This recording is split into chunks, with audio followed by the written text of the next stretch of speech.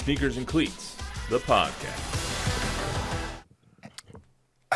I don't know how this happened, but don't look now. The Cowboys might be in the playoff hunt. They're 5-7. Don't give me that face. I know what that face means. Okay. 5-7. They play the 4-8 Bengals tonight on Monday Night Football. They win tonight. They get to 6-7. They play the Carolina Panthers, the 3-10 Carolina Panthers next week. They get to maybe 7-7. It's not inconceivable. I know. True. 2 weeks ago, it was a less than 1% chance. Now it's still not great.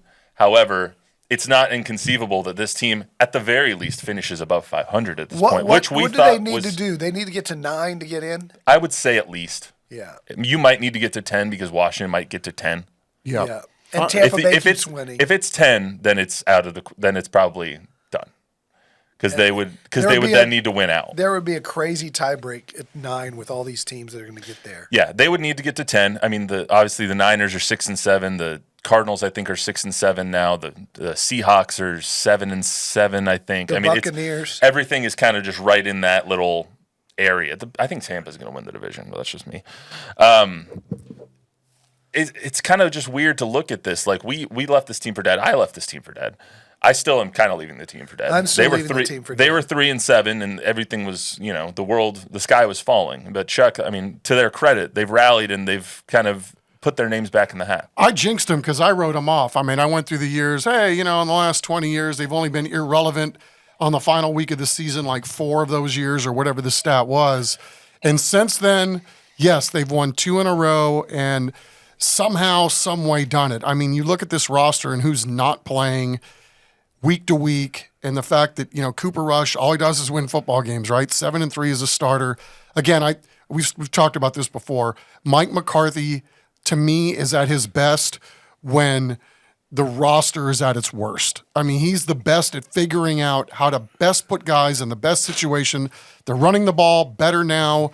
You think you lose a guy like Zach Martin, the world would, for sure come crumbling down up front. Nope, they're running the ball better than they have all year with Brock Hoffman in there, and they've robbed Peter to pay Paul. They're moving guys around. They're doing all kinds of things, and again, I think we're week to week now, right? It's as we sit here today, they're 2 games behind Washington for the final wild card spot. They've already beaten Washington once, and if they beat them again, which they would probably have to because they meet them again, they would own the tiebreaker against those guys too. So yes, all is not lost, even though we are coming down the final month of the season. But there's other teams between them and Washington too. There's a lot of teams. I mean, it's not a foregone conclusion that they're going to battle their way back into this thing. But it's amazing to see what they've done with what they don't have at the moment.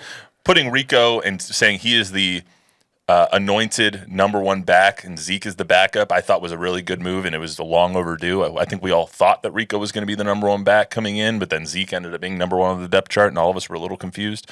Now I think Rico is starting to come into his own. You have Zeke, who is now the clear backup and is just there as kind of a locker room guy. I think something can be said about this team lifting themselves of some of the expectation. Once those expectations were lowered, they started to exceed them. But I don't think the expectation level changed, if you know what I mean. Like, the level was always here, but our expectations coming in were here because they're coming off 12-win teams or 12-win seasons. But now our expectations are down here, so now it looks like they're exceeding them. You know what I mean? I'm just, it also goes to show you too. I mean, everybody's saying, okay, tank the rest of the season. Let's get a first-round draft pick and all that nonsense. I mean, these seasons are too long. I mean, even a team like the Carolina Panthers, who the Cowboys have to play down the stretch here, they're not going to be an easy out. Ask the Eagles yesterday. You're getting everybody's best punch because jobs are on the line week to week. And then also, a lot of these guys, even if your team's record isn't that good, you're playing for a spot somewhere the next year. And if you've got bad tape or it looks like you're tanking, I mean, it just does not happen in the NFL. There's too many jobs at stake. There's too many dollars at stake to do this. Chuck, to that end with the Panthers, I was just looking at some of the look-ahead lines today because I like seeing who's favored and whatnot. And the Panthers are favored next week against the Cowboys. No kidding. Yeah, it'll be the first game in 34 games, if it holds, by kickoff. It'll be the first game in 33 games that the Panthers are favored. That's what people think of the Cowboys right now, and that's why I think we're seeing them exceed what are lowered expectations on. I think that's fair too, but I think also too Carolina has shown over the last month. I mean, they're pretty darn good. They should have beat Philly yesterday. They had a ball in Xavier Legette's hands to beat Philly yesterday, and he dropped it. Couldn't they have beaten the Chiefs? They should have beaten the Chiefs too. Yeah. They should have won both of those games. Bryce Young has been playing extremely well. As far as the game goes tonight, they're getting some reinforcements back. You got Zach Martin obviously out, Juania Thomas out. Everyone else is kind of up in the air. Tyler Guyton might play. That's a little bit questionable. Trayvon Diggs might play. Hopefully he does, so we can actually see him and DeRon Bland on the field together at some point in their careers. And two. You have all three of them at the same time. Exactly. But do you guys think that, like, Joe Burrow in this offense is one of the best in the country? It's one of the best in the NFL. They've been scoring 30-plus points a game every week, what seems like all year. Their defense is bottom 5 in almost everything. I put it down here. They're bottom 5 in defensive yards allowed, points allowed, passing defense, red zone defense, and third down defense. I think my question going into this game is, can the Cowboys keep up? Yes. But it's the question that was asked McCarthy repeatedly over the last week, which is, are you going to play for basically 3 and 4 yards of play, ball control, run the clock, keep their offense off the field? And he dodged the question and smiled all week. That's, of course, how you have to play against these guys. Can they win? Yeah, they can. Will they win? I don't know, but that's going to be the goal. The line is Cincinnati. When I went to sleep last night, it was 5.5. I think it's 4.5 now. So Cincinnati's 4.5-point favorites, which is, I think, is crazy. I don't think they're 7.5 points better than Dallas, which is basically what you're saying, because Dallas has the 3 points built in for the home field advantage. I think the line's a little nuts. I think the over-under's kind of nuts too. It's 49.5.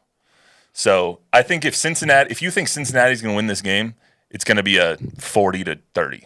If you think that Dallas is going to win this game, it's going to be a 24-21. That's just kind of how I look at it. I just don't know if they can score 24 points on offense without their defense scoring a touchdown for them as well.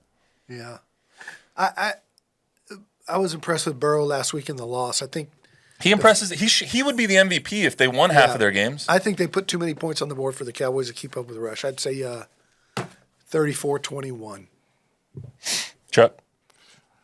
Man, I know you were going to ask me to pick this ball game tonight. I mean, I'm just fascinated to see what else. I always ask you to how pick it's going to turn off. All right, I'll say 24-21 since you threw it out there. Cowboys? Copycat. Yeah. I think that it'll be 20, just in the sake of being different, 24-20. Actually, I'm going to go 23-20, Cowboys. Wow. But because I think that they won't be able to score touchdowns on all of them. It's going to be 3 Brandon Aubrey field goals. You think the Bengals are going to be held at less than 23?